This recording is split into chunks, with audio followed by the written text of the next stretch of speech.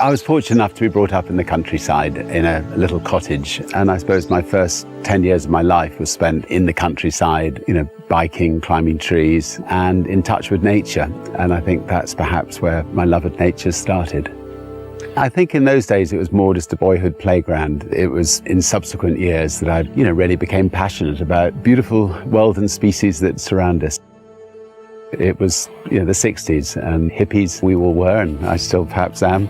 I think we appreciated the world we lived in. We wanted to protect it. And, in those days there were maybe a couple of billion less people than there are today, but the pressure on nature was already beginning to show its ugly face. In Student Magazine, which was the first thing I ran, we would cover conservation issues. Even back in those days, poaching of elephants was starting. We would write extensively about them. Back in the 1780s, there weren't many businesses that thought about the environment. The best example of a business that thought about it in the UK was Body Shop, Anita Roddick, and she was almost a lone campaigner for many years. She was, I think, a great example to all of us.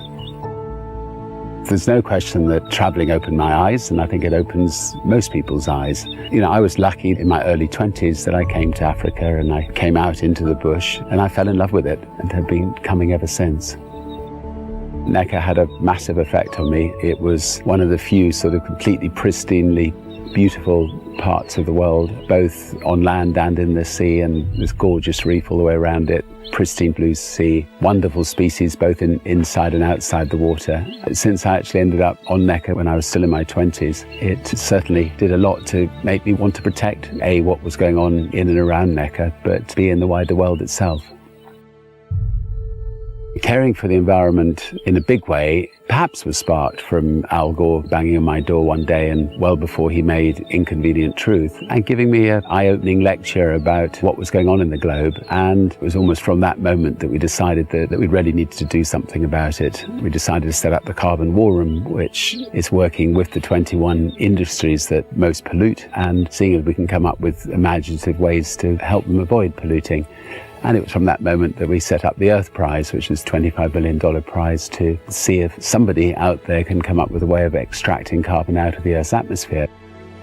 There's no question that Virgin's involved in a number of businesses that emit a lot of carbon, and that's one of the reasons that I have to work particularly hard, and all the people at Virgin have to work particularly hard to balance our books, but more importantly to try to help other people balance their books as well. I'm hopeful that one day our planes will be running on fuel that is either completely recycled or it's clean fuel, and there are some wonderful projects that are being worked on that gives me hope on that.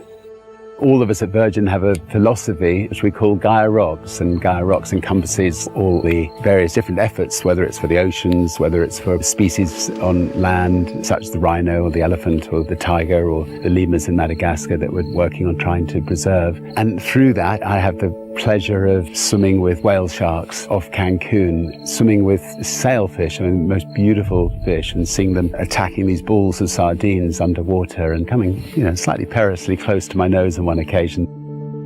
Over the last 20 years, partly due to social media, I think attitudes towards protecting species has improved dramatically, and therefore I think there's a real chance of protecting some of these species that really are in peril.